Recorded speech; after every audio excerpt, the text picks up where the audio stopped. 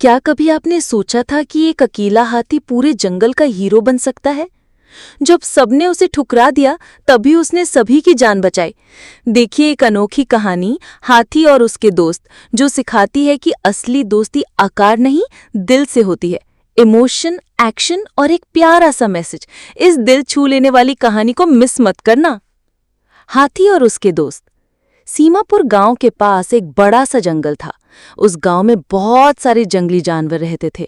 उस जंगल में एक अकेला हाथी रहता था, जिसके साथ कोई भी दोस्ती नहीं करना चाहता था। वो अकेला हाथी दोस्तों के तलाश में जंगल में भटकता रहता था। एक बार हाथी को कुछ खरगोश मिले। भाई, क्या मैं तुम्हारा दोस्त बन सकता हूँ? हाथी ने उनसे अनुरोध किया। आप मेरे घर के अंदर फिट होने के लिए बहुत बड़े हैं, तुम मेरे मित्र नहीं हो सकते, खरगोश ने उत्तर दिया। कुछ देर बाद हाथी को कुछ बंदर दिख गए। जब हाथी ने दोस्ती करने को पूछा, तब उन बंदरों ने जवाब दिया, आप बहुत बड़े हैं और पेड़ों पर झूल नहीं सकते हैं, तो इसलिए हम आपके दोस्त नहीं हो सकते। फिर हाथी को एक मेंढक मिला और पूछा कि क्या वो उसका दोस्त हो सकता है।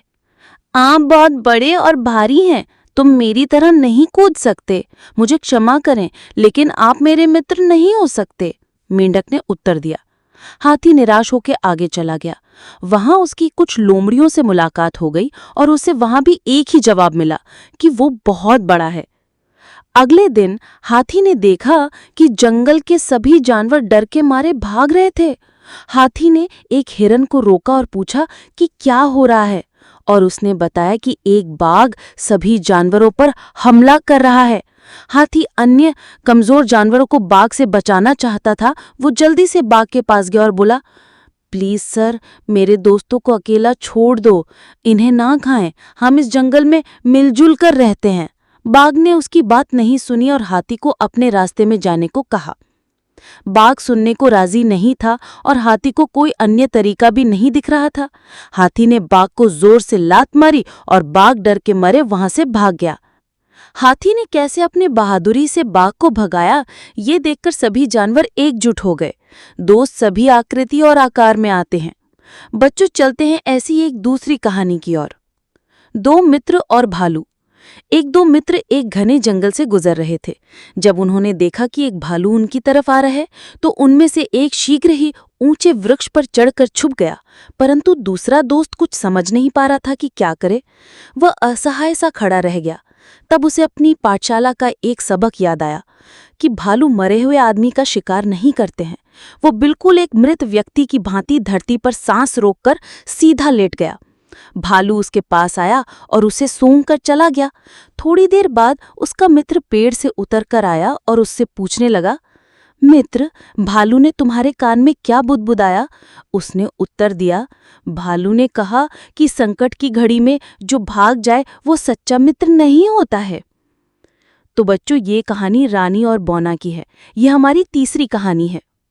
रानी और बौना।